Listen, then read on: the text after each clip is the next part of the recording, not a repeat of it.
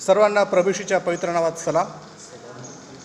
आपण सर्वजण इथं आज जमलेलो आहोत प्रभूशीच्या नावाला गौरव देण्यासाठी, त्याची स्तुती आणि आराधना करण्यासाठी, मान महिमा गौरव देण्यासाठी आणि आपलं आध्यात्मिक जीवन पडताळून पाहण्यासाठी आणि आपल्या आध्यात्मिक जीवनामध्ये सुधारणूक घडून आणण्यासाठी. आपण वचनाकडे जाण्याआधी 2 मिनिटाची प्रार्थना करूया.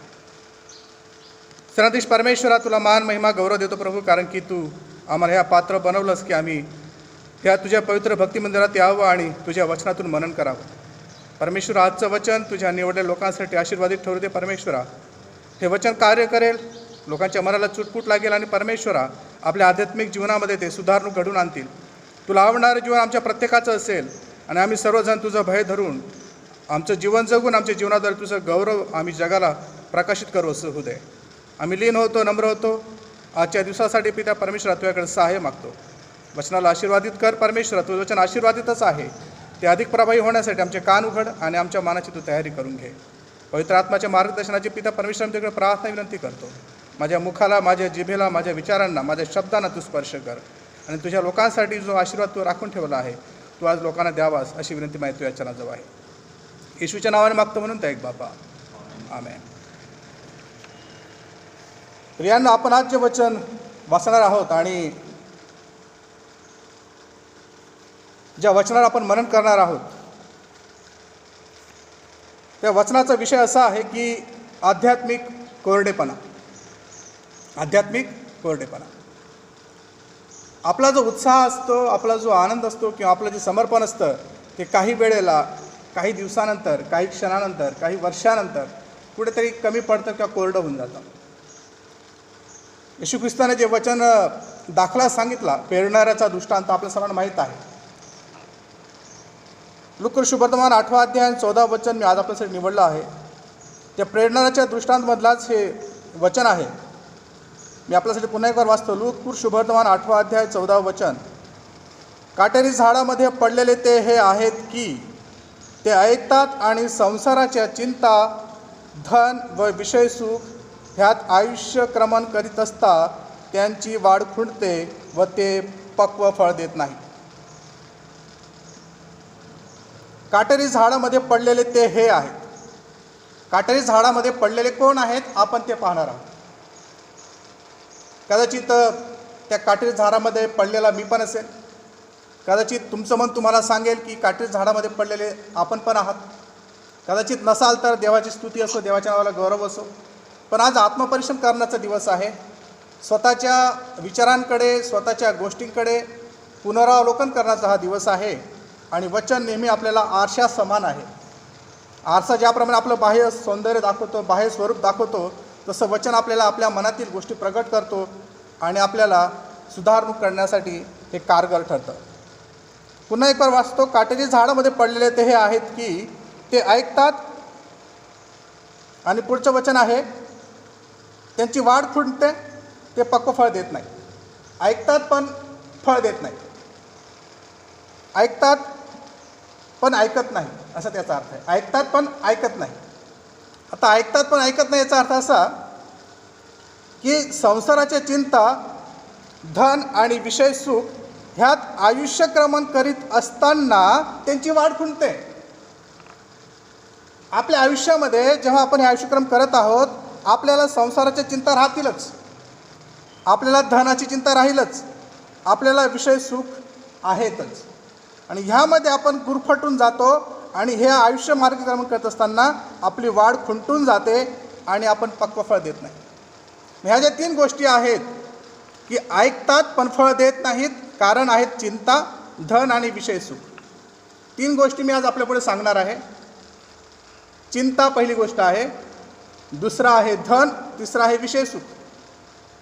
तर चिंताविषयी पवित्र शास्त्र आपल्यासमोर काय सांगत आहे ते आपण थोडक्यात पाहूया. त्यानंतर धनाविषयी पवित्र शास्त्र काय सांगत आहे ते आपण थोडक्यात पाहणार आहोत आणि विषय सुखाविषयी पवित्र शास्त्र काय सांगत आहे ते आपण पाहणार आहोत. आणि ह्या तिघांवर आपण विजय कसा मिळवायचा आहे, ह्या तिघांना टाळून आपण परमेश्वराचं गौरव कसं करायचं आहे, देवाला आवडणारं जीवन कशा प्रकारे जगायचं आहे आणि सार्वकालिक राज्यामध्ये जाण्यासाठी स्वतःला कशा प्रकारे तयार करायचं आहे हे आज आपण पाहणार आहोत. तर सर्वप्रथम पाहूया आपण चिंता. मत्ते कृषीवर्तमान याचा 12वा अध्याय 22 आणि 26 हे वचन आपण वाचूया. जर आपल्याकडे सापडले असतील तर आपण मंडळीने वाचावं.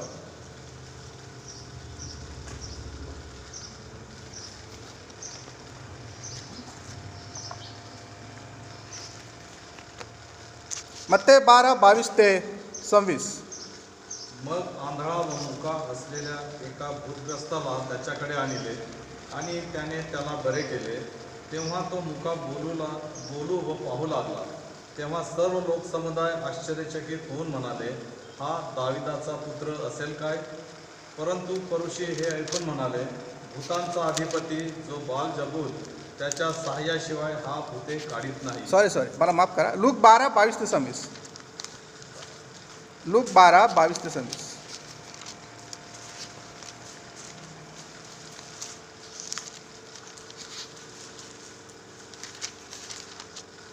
लूक 12:22 ते 26. हां, लूक 12:22 ते 26. तेव्हा त्याने आपल्या शिष्यांना म्हटले, म्हणून मी तुम्हाला सांगतो, आपण काय खावे अशी आपल्या जीवाची अथवा आपण काय पांघरावे अशी आपल्या शरीराची चिंता करीत बसू नका. कारण अन्नापेक्षा जीव आणि वस्त्रांपेक्षा शरीर अधिक आहे. कावळ्यांचा विचार करा, ते पेरीत नाहीत व कापणी करीत नाहीत, त्यास कणगी नाही व कोठारही नाही, तरी देव त्यांचे पोषण करीतो. पाखरांपेक्षा तुम्ही कितीतरी श्रेष्ठ आहात.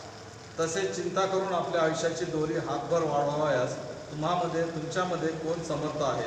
म्हणून अति लहान गोष्टी देखील जर तुमच्याने होत नाही, तर इतर गोष्टीविषयी का चिंता करीत बसता?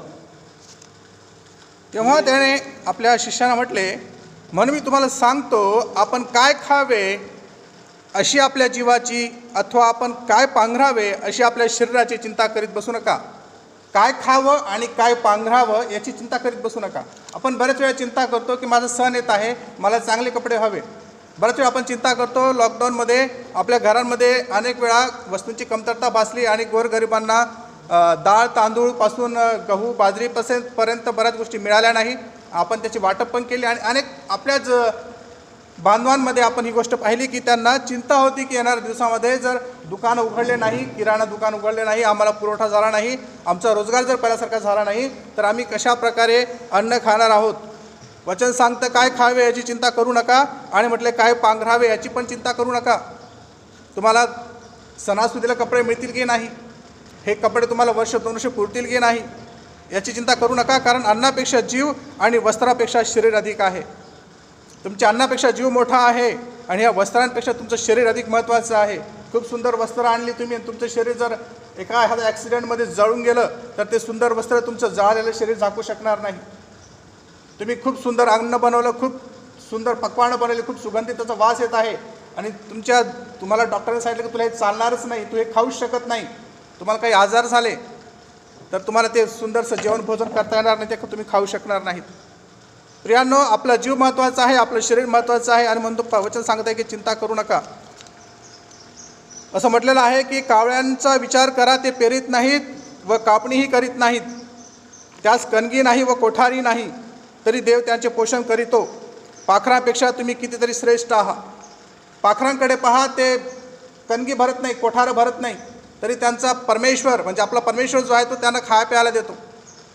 त्यांच्याकडे बँक बॅलन्स नाही, त्यांच्याकडे ATM कार्ड नाही, त्यांच्याकडे ATMचा पासवर्ड नाही, ते नवरा बायको भांडत नाही पासवर्डसाठी, तुझं ATM माझ्याकडे ते सांगत नाही एकमेकांना, तरी ते पोट भरतात, ते सुखी राहतात, आनंदाने राहतात, आपल्या पिलांसोबत चिवचिव करत उडत फिरतात. आपल्याला छान वाटतं. चित्रकार पण जेव्हा चित्र काढतो तेव्हा त्या चित्रामध्ये जोपर्यंत ते पाखरं काढले जात नाही ते चित्र अपूर्ण वाटतं. ते पाखरं जे आहेत ते पाखरं आपल्याला सांगतात. प्रत्येक चित्र तुम्ही जर पाहत असाल तर तो विचार करा नेहमी की हे पाखरं सांगत आहेत की चिंता करू नको. म्हणून अति लहान गोष्ट देखील जर तुमच्याने होत नाही तर इतर गोष्टीविषयी का चिंता करीता?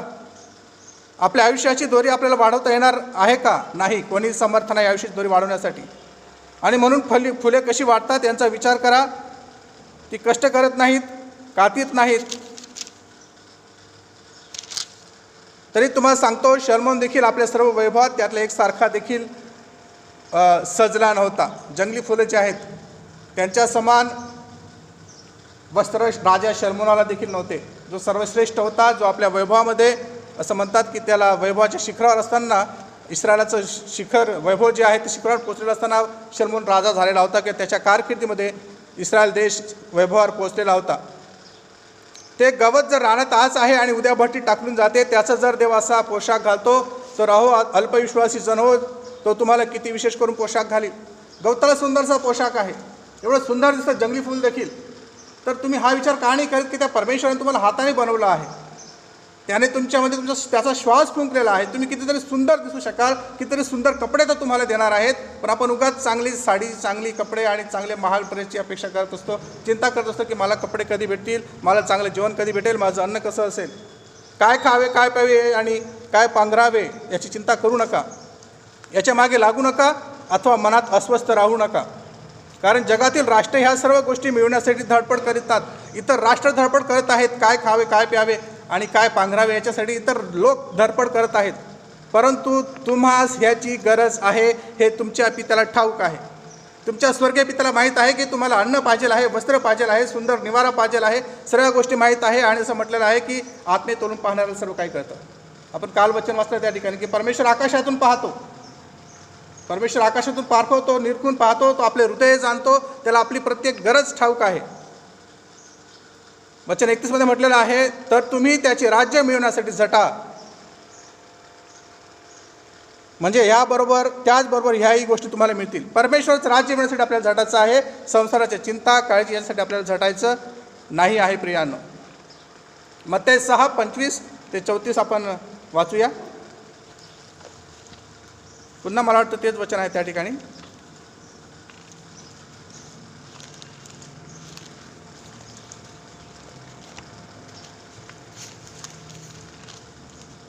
मत्ती 6:25 ते 34.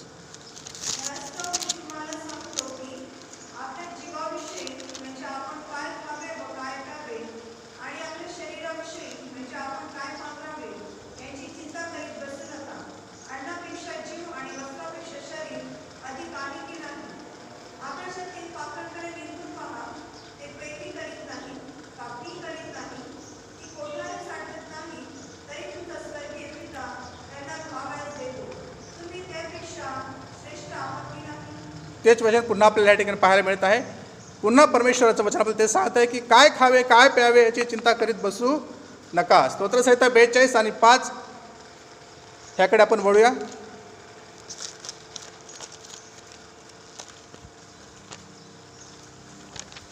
आपण अजून चिंता कशाची करतो बघा. काय खावं, काय प्यावं याची ती चिंता करतोच, पण अजून एक चिंता आहे, ते आपण कशाची करतो. हे माझ्या जीवा, तू का खिन्न झालास, तू आतल्या आत का तळमळत आहेस. देवाची आशा धर, तो मला दर्शन देऊन माझा उद्धार करीतो, म्हणून मी त्याचे पुनरुक्ती गुणगान गाईन. हे माझ्या जीवा, तू का खिन्न झालास. हे माझ्या जीवा, तू का खिन्न झाला. तू कशाची चिंता करतोय. कदाचित आपल्याला खाय प्यायची नसेल, आपले कोठार भरलेले असतील, आपण वेल सेटल आहोत, आपण चांगला पगार कमवतो, आपले धान्य आहेत, चांगले बासमती तांदूळ असतील, चांगल्या उच्च दर्जाचा गहू असेल, 4 महिने पुरेल एवढा किराणा भरलेला असेल, तरी आपण खिन्न असतो, तरी आपल्याला चिंता असते. म्हणून वचन सांगत आहे, हे माझ्या जीवा, तू का खिन्न झालास. तू आतल्या आत का तळमळत आहेस. तुला कशाची चिंता आहे, का तळमळतो आहे तू. आपण आधीचं वचन वाचलं, तळमळल्याने, चिंता केल्याने आपल्या आयुष्याची दोरी वाढणार नाही. मी जर चिंता करत बसलो तर माझं आयुष्य वाढून जाणार नाही आहे. जर आयुष्याची दोरी वाढणार नाही तर मग चिंता करतोच कशाला. आणि जर ती तुला चिंता दूर करताच येत नाही आहे तर विनाकारण चिंता करत अर्थ नाही आहे. असं वचनामध्ये म्हटलेलं आहे. तू आतल्या आत का तळमळत आहेस. बरेच लोक म्हणतात ना, हा झुरू राहिला. आतल्यात झुरणे, आतल्यात तळमळणे. वचन सांगतं, देवाची आशा धर, तो मला दर्शन देऊन माझा उद्धार करीतो. देवाची आशा धर. कोणा मनुष्याची आशा धरू नको, कोणा व्यक्तीची आशा धरू नको, तर देवाची आशा धर. तो देव जाणतो तुझ्या मनात कसली चिंता आहे. तो देव जाणतो, तो परमेश्वर जाणतो तुला कशाची काळजी आहे, तू कशाविषयी चिंताग्रस्त झालेला आहे, तू का खिन्न झाला आहेस आणि का तळमळत आहे. ते शुद्ध मराठीतले 2 शब्द खूप मला आवडतात, खिन्न आणि तळमळ. खिन्न होणे म्हणजे दुःखी होणे नाही, खिन्न होणे म्हणजे नाराज होणे नाही, खिन्न होणे म्हणजे फक्त चेहरा पाडणे नाही. खिन्न म्हणजे हृदयापासून खिन्न होणे. खिन्न झालेल्या व्यक्तीला जेवण गोड लागत नाही. खिन्न झालेल्या व्यक्तीला समोर किती अन्न ठेवलं, सुंदर अन्न ठेवलं, ते त्याला गोड वाटत नाही. त्याला ते खाऊ वाटणार नाही, कारण त्याचं मन खिन्न आहे आणि त्याचं मन तळमळत आहे. आणि हे तळमळणारं मन, हे खिन्न झालेलं मन आपल्याला कशाने प्रसन्न करता येतं? देवाच्या वचनाद्वारे, त्याच्या दर्शनाने. असं म्हटलेलं आहे, तो माझा उद्धार करीतो. माझा उद्धार परमेश्वर करतो. आणि म्हणून मला खिन्न होण्याची, काळजी करण्याची, चिंताग्रस्त राहण्याची गरज नाही. 1 पेत्र 5:6-7 आपण काढूया. पेत्राचे पहिले पत्र 5वा अध्याय 6 आणि 7. ह्या ठिकाणी म्हटलेलं आहे, म्हणून देवाच्या पराक्रमी हाताखाली लीन व्हा, यासाठी की त्याने योग्य वेळी तुम्हाला उंच करावे. त्याच्यावर तुम्ही आपली सर्व चिंता टाका, कारण तो तुमची काळजी घेतो. म्हणून देवाच्या पराक्रमी हाताखाली लीन व्हा. देवाच्या पराक्रमी हाताखाली लीन व्हा. त्याने योग्य वेळी तुम्हाला, ह्यासाठी की त्याने योग्य वेळी तुम्हाला उंच करावे. मोठी आणि पहिली अट आहे लीन होणं, नम्र होणं. चिंता तर करतोच, पण आपला ताठा आपण सोडत नाही. चिंता करतोच, खिन्न होतोच, काळजी करतो, पण आपला घमंड आपण जात नाही. रस्सी जल गई मगर बल नाही जला, असं काहीतरी म्हणतात ना. चिंता आहे सर्व काय, पण मी शरण जाणार नाही, मी देवाला सांगणार नाही. परमेश्वर काय, कुठे परमेश्वर मला दाखवा. बरेच लोक म्हणतात, देवाला नाकारणारे लोक आहेत. जर खरोखर तुम्ही चिंताग्रस्त आहात, तुम्ही खिन्न आहात, तुमच्या हृदयाला कोणती गोष्ट प्रिय वाटत नाही आहे, तुम्हाला अन्न प्रिय वाटत नाही आहे, तुम्हाला वस्त्र प्रिय वाटत नाही आहे, तुम्हाला नातेगोते प्रिय वाटत नाही आहेत, तर तुम्ही परमेश्वराला शरण गेलं पाहिजे. त्याच्यासाठी तुम्ही लीन झालं पाहिजे, ही पहिली अट आहे. आणि लीन झाल्यानंतर दुसरी अट ही आहे की तुमची चिंता, तुम्ही सर्व चिंता त्याच्यावर टाका, कारण तो तुमची काळजी घेतो. त्याच्यावर टाकून द्यायची चिंता. परमेश्वरा, माझ्या मुलीचं लग्न जमत नाही आहे, ही माझी चिंता तुझ्याकडे. माझ्या मुलाला चांगला जॉब मिळत नाही आहे, परमेश्वरा, ही माझी चिंता तुझ्याकडे. परमेश्वरा, माझं आरोग्य नीट राहत नाही, ही माझी चिंता तुझ्याकडे. माझ्या मुलाला, माझ्या मुलीला चांगलं महाविद्यालय पाहिजे, चांगलं कॉलेज पाहिजे, चांगलं शिक्षण पाहिजे, ही माझी चिंता तुझ्याकडे. मला चांगलं घर बांधायचं आहे, नवीन घर हवं आहे, पैसा हवा, ही माझी चिंता तुझ्याकडे. माझे बेसिक गरजा पूर्ण व्हावी, ही माझी चिंता तुझ्याकडे. मी माझ्या सर्व चिंता तुझ्याकडे टाकतो, पण त्या चिंता टाकताना मी गुडघ्यावर येतो, मी गुडघ्यावर येऊन रडतो, मी दरवाजा लावतो, खिडकी लावतो, मी माझ्या सर्व पापदोषांची कबुली करतो, मी क्षमा मागतो आणि लीन होऊन माझ्या चिंता तुझ्यावर टाकतो. आणि मग तेव्हा बघा किती प्रसन्न वाटतं. एकदा दोनदा आम्ही जेव्हा प्रेतक्रियेला गेलो, तेव्हा खूप प्रिय असलेली व्यक्ती रडताना दिसली नाही. एखादा बाप वारतो आणि पोरगी रडत नाही आहे, किंवा नवरा वाटतो आणि बाई रडत नाही आहे. मग तिने रडावं म्हणून काही लोक त्याच्या काही प्रिय घटना त्या बाईला सांगतात की तुला आठवतं, तू लग्न करून आली होती, तर तुझ्या नवऱ्याने तुला काय वाक्य बोलले होते. म्हणजे अशी काहीतरी घटना सांगतात की ती बाई रडली पाहिजे, कारण तिच्या मनात धक्का बसलेला असतो, ती शॉक असते, ती रडत नाही. जेव्हा ती रडते, मनसोक्त मोठ्याने रडते, हंबरडा फोडून रडते, तेव्हा तिला बरं वाटतं, तिला शांत वाटतं, कारण तिने दुःख बाहेर काढलेलं. म्हणून देवासमोर तुमचं दुःख सांगणं, गुडघ्यावर येऊन प्रार्थना करणं, तुमची सर्व चिंता त्याच्यावर टाकणं तुम्हाला आवश्यक आहे, कारण तेव्हा तुमचं आरोग्य पुढे सुरळीत राहील.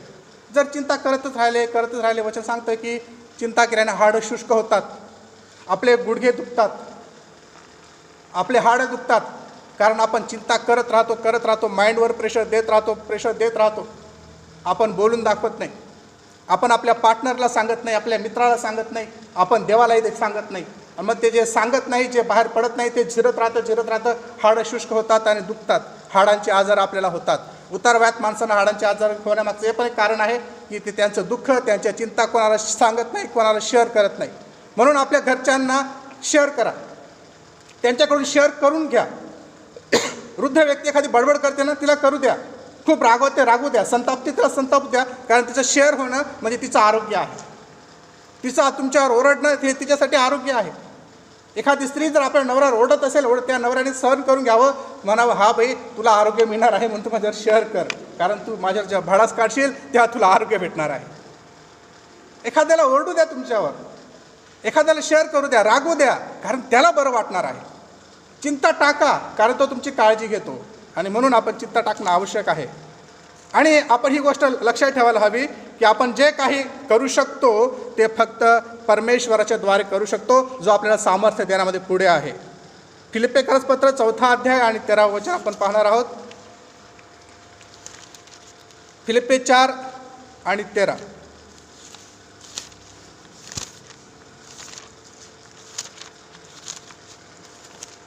मला जो सामर्थ्य देतो त्याच्याकडून मी सर्व काही करावयास शक्तिमान आहे. बघा, मला जो सामर्थ्य देतो त्याच्याकडून मी सर्व कराव्यास शक्तिमान आहे. मला जो सामर्थ्य देतो त्याच्याकडून मी शक्तिमान आहे.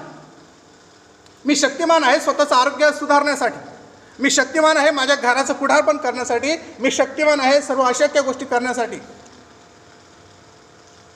मी शक्तिमान आहे ज्या गोष्टी अशक्य वाटतात त्या करण्यासाठी. कारण मला सामर्थ्य देणारा परमेश्वर तो आहे. आणि म्हणून परमेश्वर जेव्हा सामर्थ्य देतो तेव्हा एक 16-17 वर्षाचा दावीद मोठ्या गल्ल्याथाला ठार मारतो. 16-17 वर्षाचा दावीद मोठ्या गल्ल्याथाला ठार मारतो जेव्हा परमेश्वर सामर्थ्य देतो. जेव्हा परमेश्वर सामर्थ्य देतो तेव्हा ते यरीहो नगराला वेढा पडलेला असताना ते यरीहो नगराला नुसते चक्कर मारल्याने यरीहोचे मोठे तट कोसळून पडतात. जेव्हा परमेश्वर सामर्थ्य देतो, जेव्हा परमेश्वर सामर्थ्य देतो प्रियांनो, तेव्हा मेलेला लाजार आपल्या कबरेतून बाहेर येतो. जेव्हा परमेश्वर सामर्थ्य देतो रक्तस्रावी स्त्रीचा आजार बरा होतो. जेव्हा परमेश्वर सामर्थ्य देतो की तेव्हा मेलेले उठून बसतात. जेव्हा परमेश्वर सामर्थ्य देतो ब्रोकन रिलेशनशिप रिस्टोर होते. नातेसंबंध तुटलेले असतात ते एकत्र होतात जेव्हा परमेश्वर सामर्थ्य देतो. आणि म्हणून आपल्या नात्या गोत्यामध्ये जर सामर्थ्याची आवश्यकता आहे तर म्हणा की परमेश्वर मला सहाय्य करतो आणि त्याच्याद्वारे मी सर्व काही करण्यामध्ये शक्तिमान आहे. रोमकरास पत्र 8 अध्याय 28 वचन. विश्वासणाऱ्यांसाठीचे ह्या गोष्टी आहेत की जे देवावर विश्वास ठेवतात त्यांच्यासाठी काय होऊ शकेल. रोम 8 आणि 28. परंतु आपल्याला ठाऊक आहे की देवावर प्रीती करणाऱ्यास म्हणजे त्याच्या संकल्पाप्रमाणे बोलावलेल्यास देवाच्या करणीने सर्व गोष्टी मिळून कल्याणकारक होतात.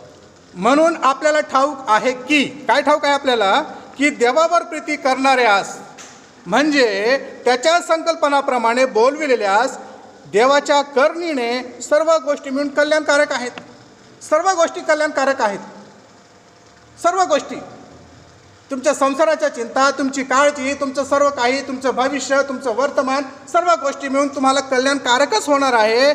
कारण तुम्ही देवावर प्रीती करता आणि त्याच्या संकल्पाप्रमाणे बोलवलेले आहात. असं म्हटलेलं आहे, तू जेव्हा आईच्या उदरात घडत होतात तेव्हा तुझी आकृती मला ठाऊक होती. तुझं नाव मी माझ्या तर हातावर कोरलेलं आहे. प्रत्येकाला तो ज्याच्या त्याच्या नावाने हाक मारतो. रानातील पाखरं त्याला ठाऊक आहेत. असं म्हटलेलं आहे की तुमच्या डोक्यावरची केस देखील मोजलेलं आहे. तुझं उठणं आणि बसणं तो जाणतो. सर्व काही त्याला ठाऊक आहे. असं गोष्ट नाही की त्याला माहीत नाही. आणि म्हणून जर तुम्ही त्याच्या संकल्पप्रमाणे बोलवलेले आहात, तुम्ही जर त्याच्यावर प्रेम करतात आणि म्हणून तुम्ही दान देतात, दशांश देतात, उपकार स्मरणाचं दान देतात, त्याच्यावर प्रेम करता म्हणून सहभागिता ठेवतात, त्याच्यावर प्रेम करता म्हणून मुलांना संस्कारात ठेवतात, संडे स्कूलचं वळण लावतात, त्याच्यावर प्रेम करता म्हणून वेळ काढतात, त्याच्यावर प्रेम करता म्हणून तुम्ही अनेक गोष्टींचा त्याग करतात, त्याच्यावर प्रेम करतात आणि म्हणून तुम्हाला सर्व गोष्टी मिळून कल्याणकारक होणार आहेत. चिंता करायची गरज नाही. माझं घर कधी बनेल काळजी करायची गरज नाही. मला जॉब कधी लागेल काळजी करायची गरज नाही. डॅनियल सरांना माहीत आहे की मी कशा प्रकारे चिंतेतून आणि त्रासातून गेलेलो आहे. या ठिकाणी मला ऑनलाईन बोलता येणार नाही बऱ्याच गोष्टी, पण पर्सनली आम्ही अनेक वेळा तुमच्याशी काही जवळच्या लोकांशी मी शेअर केलेलं आहे. मला सांगण्यात आलं होतं प्रियांनो की तुमचा कॉन्ट्रॅक्ट संपण्यात येणार आहे डिसेंबर महिन्यामध्ये. कदाचित लॉकडाऊन चालू होईल की नाही होईल. लॉकडाऊन संपेल की नाही संपेल, तुम्ही तुमच्या कामाचं बघून घ्या. ऑगस्टमध्ये सांगण्यात आलं तुमच्या कामाचं तुम्ही बघून घ्या. आणि परमेश्वराने सप्टेंबर महिन्यामध्ये मला फोन आला, स्वर्गीय साहेब तुमची फाईल जी पाठवली ती अनुकंपाची ती मंजूर झालेली आहे आणि तुम्हाला सरकारी जॉब मिळत आहे. मला चिंता होती माझं पुढे कसं होईल, माझ्या बायकोचं माझ्या लेकरांचं कसं होईल, मला जॉब भेटेल की नाही भेटेल. डिसेंबरपर्यंत मी इथं आहे VTCमध्ये नाशिकमध्ये ॲज अ वार्डन. पुढे मी कोणता जॉब करू. वयाच्या 40व्या वर्षी मी काय मजुरीचं काम करू काय, मी काय सेल्समनचं काम करू काय, मी काय विकू, माझ्या संसाराची चिंता कसं काय पूर्ण करू. मी कशा प्रकारे मी चिंताग्रस्त झालो मला ठाऊक आहे. मी आज याच्यामुळे सांगतो की देवाचं गौरव व्हावं. मी गुडघ्यावर गेलो, रडलो, प्रार्थना केली, देवाला सांगितलं, परमेश्वरा लहानपणापासून तू मला सांभाळलंस, लहानपणापासून आजवर तू खाऊ पिऊ घातलंस, तू वाढवलंस.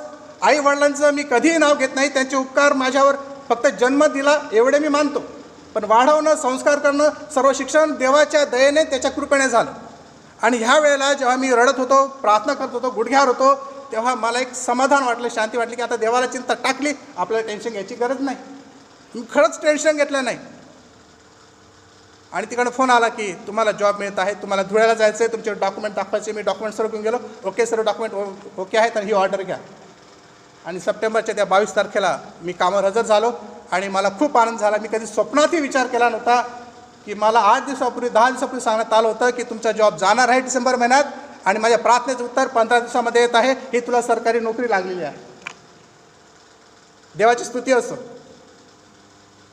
एक वेळ मी रडत होतो आणि 15 दिवसामध्ये मी पेढे वाटत होतो. एका दिवसाला मी रडून प्रार्थना करत होतो आणि 15 दिवस मी पेढे वाटत होतो, मला सरकारी नोकरी लागली, मला सरकारी नोकरी लागली. कारण मी माझी चिंता परमेश्वरावर टाकली. मी माझ्या बायकोला देखील सांगितलं नाही की मला चिंता काय आहे. मी माझ्या पोराला देखील सांगितलं नाही की मला चिंता का होत आहे. मला जे सांगण्यात आलं मी यांना शेअर नाही केलं, कदाचित तिला अधिक चिंता होईल. आपण आपल्या गोष्टी शेअर करत नाही, पण परमेश्वराला शेअर करणं आवश्यक आहे. कारण न जाणो तो कुठून आपल्याला पुरवठा करेल. 5 वर्षापूर्वी जेव्हा माझी आई वारली, ती सरकारी नोकरी शिपाई म्हणून होती. मी फाईल टाकली तेव्हा मला लोक म्हणे की तुझं वय जे आहे ते 40, 42, 43च्या पुढे गेलं की ही फाईल आपोआप सरकून जाईल, तू आशा सोडून दे, पण ती फाईल टाक. मी खरंच आशा सोडली. मी एकही फोन केला नाही, मी एकदाही अधिकाऱ्याला जाऊन भेटलो नाही, सोडून दिला. अशा ठीक आहे, मी विसरून गेलो की मी नोकरीसाठी फाईल टाकलेली आहे. पण जेव्हा फाईल मंजूर झाली तेव्हा तिकडून फोन आला की तुमची फाईल मंजूर झालेली आहे. कुठलाही प्रयत्न न करता, कुठलेही पैसे न भरता, कुठलाही वशिला न लावता, ही परमेश्वराची करणी आहे. आणि म्हणून म्हटलेलं आहे की तुम्ही सर्व चिंता त्याच्यावर टाका, कारण तो तुमची काळजी घेतो आणि त्याच्यावर प्रेम करणाऱ्यांसाठी, त्याची संकल्पनाप्रमाणे बोलवण्यासाठी सर्व गोष्टी कल्याणकारक आहेत. तुमच्या अपेक्षेपलीकडे तुम्हाला तो आशीर्वाद देतो. तुम्ही अपेक्षाही करणार नाही, तुमच्या मनात देखील येणार नाही असा आशीर्वाद तुम्हाला देतो. अट एकच आहे, त्याच्यावर प्रेम करणं. त्याच्यावर प्रेम करणं म्हणजे त्याची आज्ञा पाळणं. त्याच्यावर प्रेम करणं म्हणजे मंडळीमध्ये सहभागिता ठेवणं, लेकरांना ख्रिस्ती संसारात वाढवणं, आपलं दान दशांश आपली वर्गणीत देणं. त्याच्यावर प्रेम करणं म्हणजे त्याच्या संकल्पप्रमाणे बोलवल्यानुसार वागणं. आपण पुढे पाहणार आहोत धन. धनाविषयी आपल्याला वचन काय सांगतं. आपण थोडक्यात होणार आहोत. धनाविषयी आपण पाहणार आहोत की धनविषयी वचनामध्ये काय म्हटलेलं आहे. मत्ते 10, 23 ते 27. मार्क 10, 23 ते 27.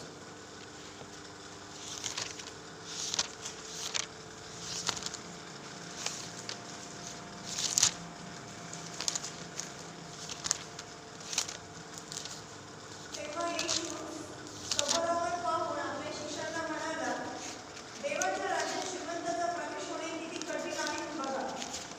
तेव्हा शिष्य त्याच्या बोलण्याने थक्क झाले. येशू त्यांना पुन्हा म्हणाला, मुलांनो, देवाच्या राज्यात प्रवेश होणे कितीतरी कठीण आहे. धनवानाला देवाच्या राज्यात जाणे यापेक्षा उंटाला सुईच्या नाकातून जाणे सोपे आहे. तेव्हा ते अत्यंत विस्मित होऊन एकमेकांना म्हणू लागले, तर मग कोणाची तारण होणे शक्य आहे.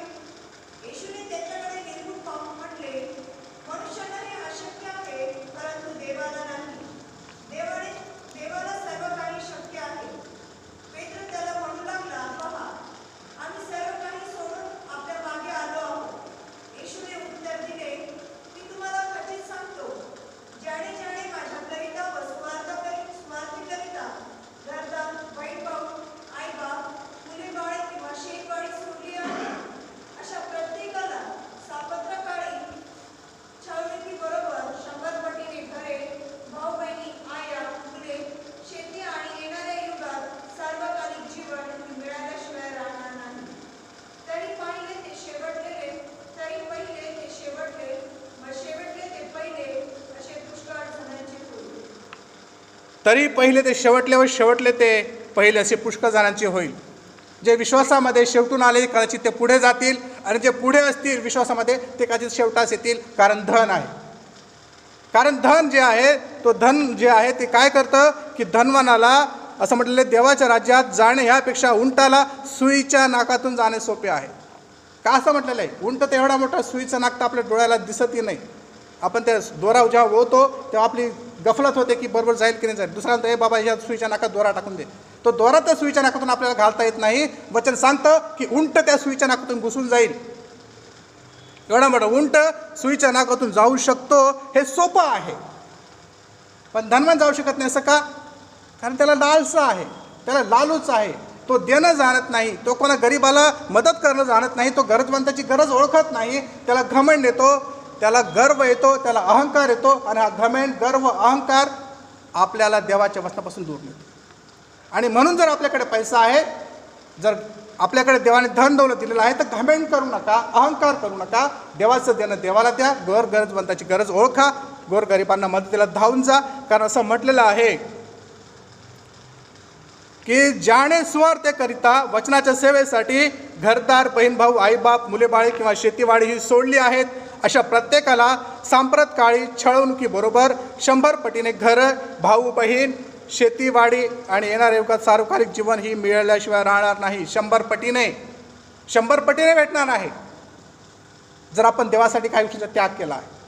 जर आज आपण 100 रुपयाचा त्याग केला देवासाठी, तर त्याच्या 100 पटीने आपल्याला फायदा होणार आहे. जर दशांश रुपये आपण काही त्याग केला आहे, तर 100 पटीने आपल्याला तो दशांश आपल्या पुढे आयुष्यात भेटणार आहे. जर आपण कोणा गरजवंताला आज 5 किलो तांदूळ दिले असतील, 10 किलो गहू दिला असेल, 2 किलो तेल दिलं असेल, एक राशन किट दिली असेल, 800 रुपयाची, 1000 रुपयाची राशन किट एखाद्या गरीबाला तुम्ही वाटली असेल, दान केले असेल, तर ती 1000 रुपयाची राशन किट तुम्हाला पुढे चालून तुमच्या मुलीच्या लग्नाच्या वेळेला, तुमच्या बायकोच्या ऑपरेशनच्या वेळेला 1 लाख रुपये मिळून देईल. जो डॉक्टर तुमच्याकडून 1 लाख रुपये घेणार होता, तो सांगणार, अरे हे ते माझ्या ओळखीचे आहेत, माझ्या ओळखीचे आहेत, त्यांची फी माफ करा. ज्या वेळेला तुम्हाला पैशाची गरज असेल पण नसेल, तेव्हा ते 1000 रुपये गरीबाला दिलेले 1 लाख रुपयाच्या रूपाने तुमच्या समोर येतील. आणि म्हणून म्हटलेलं आहे की धनवान असणं हे त्या उंटाला सुईच्या नाकातून जाण्यापेक्षा अवघड आहे. उंट जाऊ शकतो पण धनवान जाऊ शकत नाही. तर आपण जर धनवान आहोत तर आपण पाप केलं असं नाही, आपण वाईट केलं असं नाही. धनवान होणं म्हणजे काय, आम्ही काय चूक केली का आम्ही धनवान झालो? तर प्रियानो, देवाची स्तुती असो, देवाने आपल्याला श्रीमंत केला आहे, पैसा दिला आहे, पण त्या पैशाचा उपयोग देवाच्या कार्यासाठी, स्वार्थ प्रसारासाठी, गोरगरिबाची मदत करण्यासाठी, देवाचं राज्य वाढीत देण्यासाठी, लावण्यासाठी आपण केलं पाहिजे. आणि म्हणून म्हटलेलं आहे लूक 16 आणि 17 मध्ये पाहूया आपण.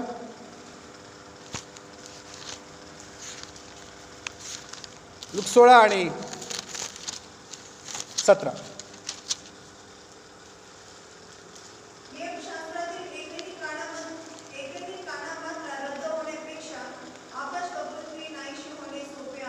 एकही काना मात्र रद्द होणार नाही.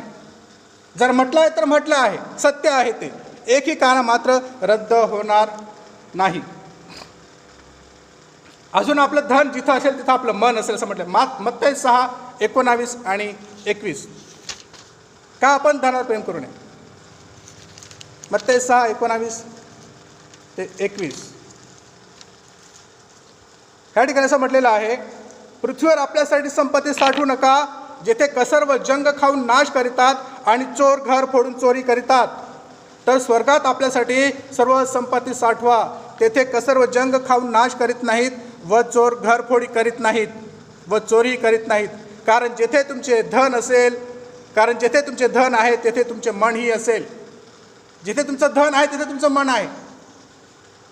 म्हणून जर आपण कपाटात पैसे ठेवलेले आहे ना, आपण बाहेर गावी गेलो, आपली चिंता कपाटाकडे, अरे कपाट बरोबर आहे का, कपाट बरोबर आहे का, पोराने चावी त्याने घेतली, त्याला सापडले त्याने, पैसे काढून त्याने घेतले, कोण चोर तरी घुसला. तुम्ही बाहेर गावी राहता पण तुमचं लक्ष घरातल्या कपाटाकडे असतं, तिजोरीकडे असतं. एखादी बँक जर डुबली तर तुम्हाला चिंता असते, बँकेत ठेवला माझा पैसा डुबून तर नाही गेला,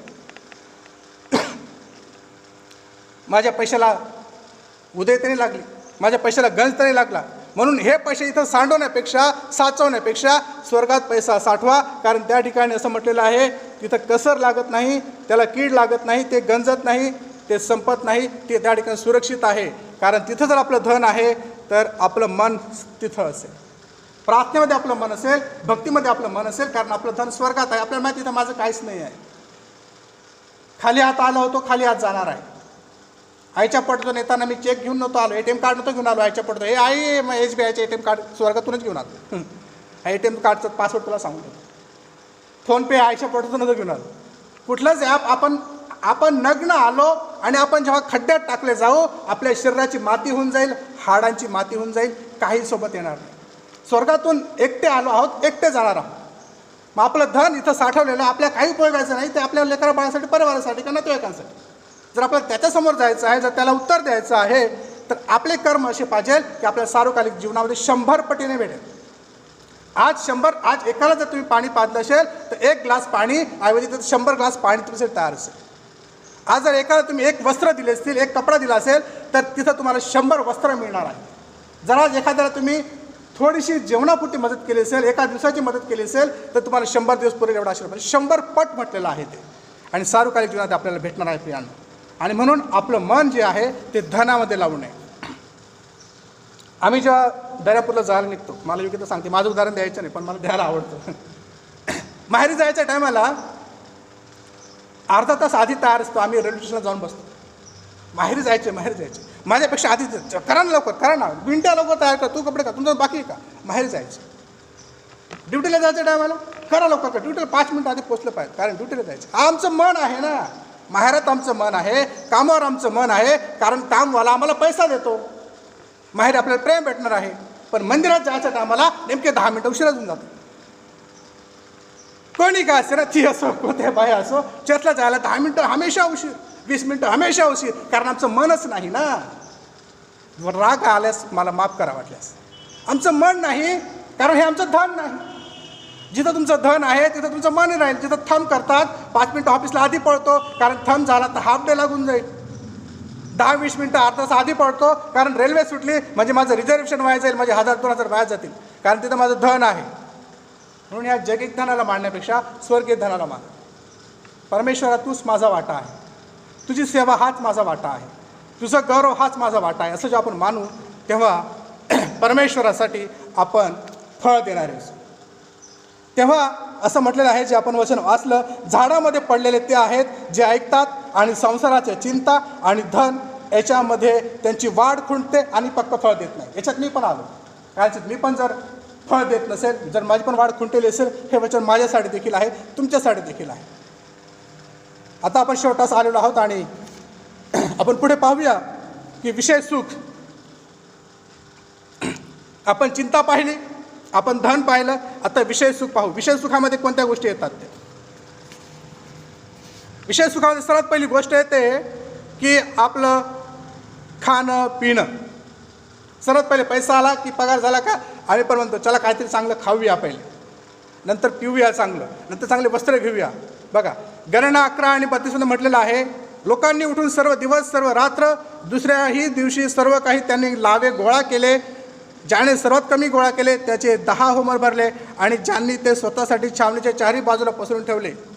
एवढा त्यांना ग्रीड आली, एवढी त्यांना म्हणजे लालसा आली की देवाने आकाशातून पाळलेला लावे पक्षी जो आहे तो देवाने सांगितलं की थोडं गोळा करा, पण ते जास्तीचं गोळा करून ठेवलं. खायची आवड.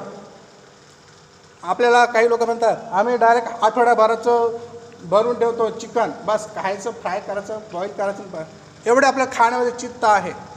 एक आमचे मित्र होते, ते सांगायचे भाजीपाला मी खातच नाही, रोज एक टाईम तरी आपल्याला चिकन पाहिजे, एक टाईम तरी आपल्याला मटण पाहिजे, काहीतरी ज्याला इसळं म्हणतात ना, झिंगे बोंबील मासे पाहिजे. एवढं प्रेम जेवणावर आहे. नीतिसूत्रे 23:1-3 मध्ये म्हटलेलं आहे, जेव्हा तू अधिपतीबरोबर भोजनात बसतो तेव्हा तुझ्यापुढे कोण आहे याचा पूर्ण विचार कर. अधिपती म्हणजे अधिकाऱ्यांसोबत बसतो तेव्हा विचार कर की तुझ्यासमोर अधिकारी बसलेले आहे जेवायला. आणि जर तू खादाड असलास तर आपल्या गळ्याला सुरी लाव. काय लाव? आपल्या गळ्याला सुरी लाव, जर तू खादाड असलास तर. म्हणून हा विचार करायचा, मी खादाड आहे की नाही आहे. खादाड म्हणजे काय? पोट भरल्यावर पण, ढेकर दिल्यावर पण अजून खायची इच्छा होते, पोटात जागा नाही तरी खायची इच्छा होते, याला म्हणतात खादाड. असं म्हटलेलं आहे, आपल्या गळ्याला सुरी लाव. त्यांच्या मिष्टान्नांची इच्छा करू नकोस, कारण ती कपटाची खाद्य आहेत. एखादा माणूस तुम्हाला जर जेवण देत आहे, कपटाने देत आहेत, तर ते खाऊ नका. त्याच्यामध्ये असं म्हटलेले अनेक विष भरलेले आहेत. नीतिसूत्रे 23 आणि 21 मध्ये म्हटलेलं आहे, कारण मद्यपी व खादाड दरिद्री होतात, कैफ मनुष्याला चिंध्या नेसवतो. जे मद्यपी आहेत, जे खादाड आहेत, ते दरिद्री होतात. पैसा असला तर उधळून टाकतात, वाडवडिलांची धन दौलत उधळून टाकतात. उधळ्या पुत्राने तेच केलं, सिर्फ धन दौलत उधळून टाकली, मित्रांच्या नादी पैसा उधळून टाकला, कारण तो खादाड होता, तो मद्यपी होता.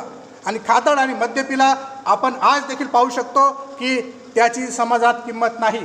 कोणी म्हणत नाही या या या या दारुडे साहेब बसा बसा, दारुडे साहेबांना खुर्ची द्या, ए पोरी ग्लास भरून आण, दारुडे साहेब आलेले आहेत. या या या खादाड साहेब या, अरे सर्व फ्राय करणं चिकन बिन आमच्या खादाड साहेबांना द्या. नाही देणार ते. तुमचं वेलकम करणार जर तुम्ही मद्यपी आहात तर. खादाड आणि मद्यपी यांना वेलकम नाही, यांचं स्वागत नाही. आणि म्हणून असं म्हटलेलं आहे की खादाड आणि मद्यपी हे दरिद्री होतात आणि त्यांना चिंध्या मिळतात. जर आपण खादाड आहोत, मद्यपी आहोत, तर विचार करणं आवश्यक आहे की मला खादाडपणा, मद्यपीपणा सोडायचा आहे.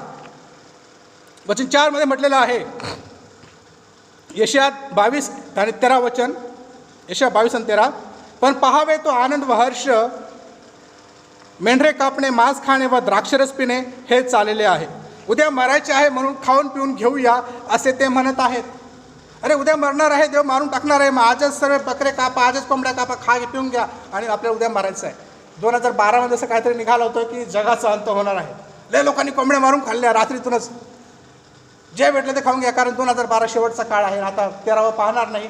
आणि आज मी 2021 मध्ये तुमच्याशी बोलत आहे. 12ला जाऊन आज 7 वर्ष झाले. बरेच लोकांना वाटतं आज शेवटचा दिवस आहे आयुष्याचा, आजच सर्व खाऊन पिऊन घ्या, उद्याचा दिवस उगवणार नाही.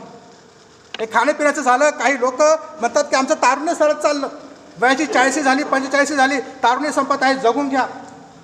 ते अशा माणसासारखे जे विहिरीत पडता पडता एखाद्या फांदीला धरतात, पडत आहेत, घसरत आहेत, पण एखाद्या कपारीला धरतात. त्यांना वाटतं मरता मरता पडता पडता जे हातात येईल ते धरावं आणि मरावं. आपलं अंत जर जवळ आहे, आपलं तारुण्य जर सरत आहे, आपलं वय जर सरत आहेत, तर त्या तारुण्याच्या, त्या वयाच्या मागे लागून स्वतःला आणि देवाला दुःखी करून घेण्यापेक्षा जे आहे ते स्वीकार, जे आहे ते स्वीकार करणं. आणि प्रियानं असं म्हटलेलं आहे की, पुढे वचन वाचूया आपण, उपदेशक 6 आणि 7 मध्ये म्हटलेलं आहे, मनुष्याचे सर्व श्रम पोटासाठी आहेत, तरी त्याच्या जीवाची तृप्ती होत नाही. आपल्या जीवाची तृप्ती होतच नाही.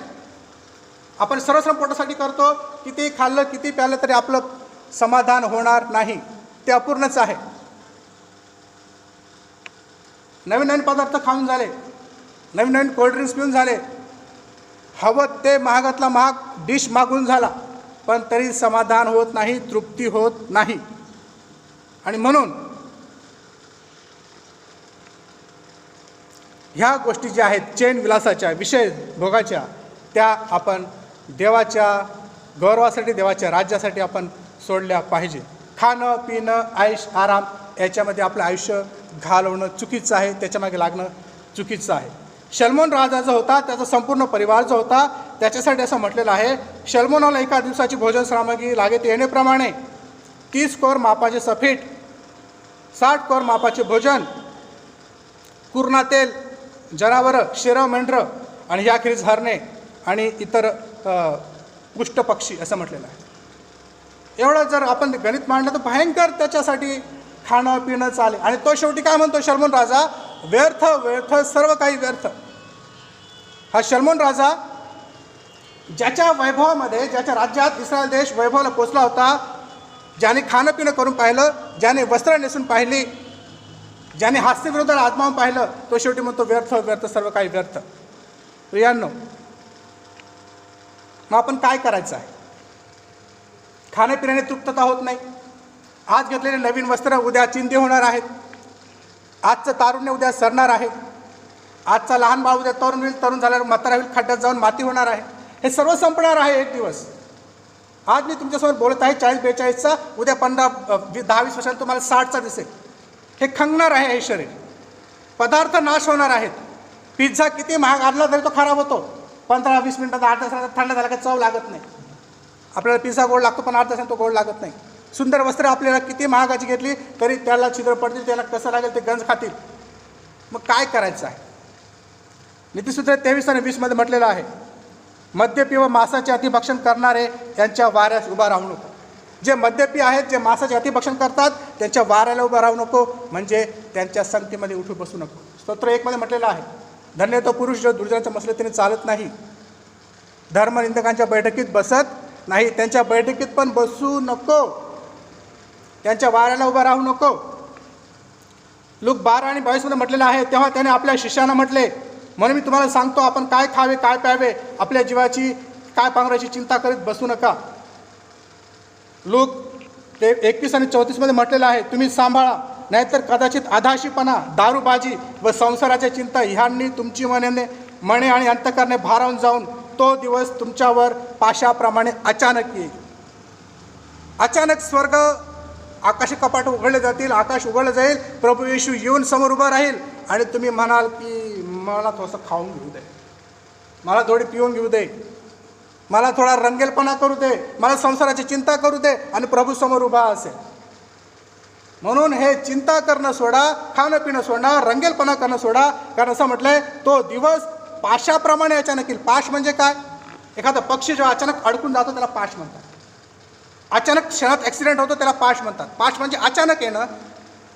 हा अचानक येणारा दिवस शेवटचा आहे. त्या दिवसासाठी आपल्याला तयार राहायचं आहे. मग आपण काय करायचं आहे? या संसाराच्या चिंतेपासून, ह्या नश्वर देहापासून आपल्याला दूर करायचं आहे, देवाला आवडणारे जीवन जगायचं आहे अशी माझी इच्छा आहे. मग काय करायचं आहे? 1 कोरिंथ 9:27 म्हटलेलं आहे, पौल म्हणतो, मी तर आपले शरीर कुदळतो व त्याला दास करून ठेवतो. असे न केल्यास मी दुसऱ्याला घोषणा केल्यावर कदाचित मी स्वतः पसंतीस न उतरेल असा ठरेल. माझे शरीर कुदळून टाकतो मी, माझ्या शरीरातल्या वासना मी कुदळून टाकतो, माझी वाईट नजर मी कुदळून टाकतो, माझी शरीरातल्या ज्या इच्छा आहे, आकांक्षा मी ते दाबून टाकतो, मी कुदळतो. कारण असं म्हटलेलं आहे, मी त्या दास करून ठेवतो, कारण मी त्या घोषणा करत आहेत आणि घोषणा करताना मी देवाच्या पसंतीला उतरलेला नसेल जर मी माझ्या इच्छेप्रमाणे वागत आहे. बरेच लोक म्हणतात, फिल्मी डायलॉग होता है, मैंने मेरे मन को भाया मैंने त्या काट के खाया. माझ्या मनाला वाटेल तसं मी करेल, मी माझ्या मनाचा मालक, तू कोण सांगणारा? मी माझ्या पैशाने पितो, तुझ्या बापाची पितो का? मी कमवतो, तू कोण मला सांगणारी? तू कोण शहाणपणा शिकवणारी? मी पिऊन येईल, मी काही करेल माझ्या पैशाने. नाही प्रियांनो, हे उत्तर देणं शोभत नाही, हे उत्तर देऊ पण नका. कारण असं म्हटलेलं आहे पुढे मत्ते 5 आणि 29 जर तुझा उजवा डोळा तुला पाप करायला प्रवृत्त करीत असेल तर तो उपटून टाक. कारण संपूर्ण शरीर नरकात टाकले जावे ह्यापेक्षा एका अवयवाला नाश होऊ दे आणि बाकी तुझ्या शरीराचे हित होऊ दे. रोम 13 आणि 14 म्हटलेलं आहे, जर तुम्ही प्रभू येशू ख्रिस्ताला परिधान करा तर तुम्ही प्रभू येशूला परिधान करा आणि देहवासना तृप्त करण्यासाठी तरतूद करू नका. देहवासना तृप्त करायची तरतूद करू नका. त्या मोबाईलमध्ये बघू नका तुमच्या काही गोष्टी जर तुम्हाला तृप्तता मिळवून देत आहेत तर. तुमचे अनैतिक संबंध जर तुम्हाला लपवून ठेवायचे असेल तर त्या मोबाईलचा आसरा घेऊ नका. तरतूद करू नका, पैशाची तरतूद करू नका अनैतिक संबंधांसाठी. देवाला न आवडणाऱ्या गोष्टींसाठी तुम्ही तरतूद करू नका. तर असं म्हटलेलं आहे की ख्रिस्ताला परिधान करा. ख्रिस्ताला परिधान करा म्हणजे काय? ख्रिस्ताने काय केलं? ख्रिस्ताने मंडळीसाठी स्वतःला देऊन टाकलं, स्वतःच्या शरीराचा त्याग केला, बलिदान केलं, दुसऱ्यांसाठी रक्त सांडलं. एवढंच नाही तर ज्यांनी त्याला मारलं, त्याचा वध केला, त्याचा खून केला, त्याला अपराधी म्हणून गणलं, त्या ठिकाणी क्रूस खांबावर असताना तो म्हणतो, हे बापा यांना क्षमा कर, कारण हे काय करते यांना कळत नाही आहे. त्या ख्रिस्ताला परिधान करायचं आहे. जो दुसऱ्यांना क्षमा करून गेला त्या ख्रिस्ताला परिधान करायचं आहे, ज्याने दुसऱ्यांसाठी आपला जीव दिलेला आहे. 1 पेत्र 2 आणि 11 म्हटलेलं आहे. 1 पेत्र 2 आणि 11, प्रियजन हो, जे तुम्ही प्रवासी व परदेशवासी आहात त्या तुम्हाला विनंती करीतो की जीवात्म्याबरोबर लढणाऱ्या दैहिक वासनांपासून दूर राहा. या ज्या जीवात्म्याबरोबर लढता, पवित्र आत्म्याबरोबर लढता, त्या दैहिक वासनापासून तुम्ही दूर राहा. कारण तुम्ही प्रवासी आहात, परदेशी आहात. या जगामध्ये आपण उपरी आहोत. आपण स्वर्गातून पाठवलेला आत्मा आहोत. हे आत्म्याने हे शरीररूपी वस्त्र परिधान केलेलं आहे आणि हे वस्त्र गळून इथं पडणार आहे आणि आपला आत्मा परत स्वर्गात जाणार आहे. तेव्हा आपण प्रवासी आहोत. आणि प्रवासामध्ये असताना स्टेशनवर जर आपण 2 मिनटं थांबलं तर तिथं मुक्काम करत नाही. पुढच्या प्रवासाला लगेच डब्यात जाऊन बसतो. काही कुल्फी खायला उतरलो, कोल्ड्रिंक घ्यायला उतरलो, पाणी घ्यायला उतरलो, 2 मिनटात पुन्हा गाडीत चढतो. प्लॅटफॉर्मवर आपण राहत नाही, कारण आपल्याला पुढच्या प्रवासाला जायचं आहे, आपल्याला सार्वकालिक जीवनाकडे जायचं आहे, तो प्रवास करायचा आहे. आणि म्हणून दैहिक वासनापासून दूर राहा. कारण ह्या दैहिक वासना आपल्याला नाशाकडे नेतात. हे धन आपल्याला नाशाकडे नेतं. ही संसाराची चिंता आपल्याला नाशाकडे नेते. मग आपण काय केलं पाहिजे? शेवटचं वचन सांगतो आणि मी या ठिकाणी थांबत आहे. 1 पेत्र 4 आणि 2, ह्यासाठी की तुम्ही आपले उरलेले दैहिक आयुष्य माणसांच्या वासनाप्रमाणे नव्हे तर देवाच्या इच्छेप्रमाणे घालवावे. तुम्ही आपले उरलेले दैहिक आयुष्य, जे आयुष्य उरलं आहे 20 वर्ष, 10 वर्ष, 15 वर्ष वा 40 वर्ष, जे तुमचं आयुष्य उरलेलं आहे, हे उरलेले आयुष्य माणसांच्या वासनांप्रमाणे नाही. माणसांच्या वासना म्हणजे डोळ्याची वासना, शरीराची वासना, संसाराविषयीची फुशारकी, देहाची वासना, डोळ्याची वासना, संसाराविषयीची फुशारकी ह्या म्हटलेल्या आहेत. ह्याप्रमाणे घालवू नये, तर देवाच्या इच्छेप्रमाणे घालवावी. आणि देवाची इच्छा ही आहे की आज आपण आपल्या झालेल्या पाप दोषांची क्षमा मागावी. देवाची इच्छा ही आहे की आपण पश्चाताप करावा. देवाची इच्छा ही आहे की आपण पाप कबूल करून सोडून द्यावं. देवाची इच्छा ही आहे की आपण स्वतःचे पाप कबूल करावे. पदरी एक वचन म्हणतं की जरा आपण आपले पाप कबूल केले, पदरी घेतले, तर तो विश्वासनीय व न्यायी आहे, आपल्या पापांची आपल्या दोषी क्षमा. प्रियांनो, आपल्या मान आपण खाली घालूया आणि परमेश्वराला शरण जाऊया. जर आपण देह वासनासाठी तरतूद केली असेल, जर आपण धनासाठी तरतूद केली असेल, जर आपण चिंता करीत असाल, तर आज आपण परमेश्वराला सांगूया, देवा आम्हाला क्षमा कर. आम्ही आमच्या पापांची तुझ्याकडे क्षमा मागतो. आम्ही कबुली देतो आणि आम्ही यापुढे ह्या पापात पडणार नाही. आम्ही चिंता काळजी करणार नाही. धनाविषयी फुशारकी मारणार नाही. आम्ही दैहिक वासनांच्या मागे जाणार नाही. आम्ही विषय वासनांमध्ये अडकणार नाही. तर आम्ही तुला आवडणारं जीवन जगू. आम्ही तुझ्या इच्छेप्रमाणे राहण्याचं आज तुला वचन देत आहोत. पुढच्या वेळी मी मंडळीचे अध्यक्ष श्री रमाकांत कोतक दादा यांच्या हाती समर्पित करतो.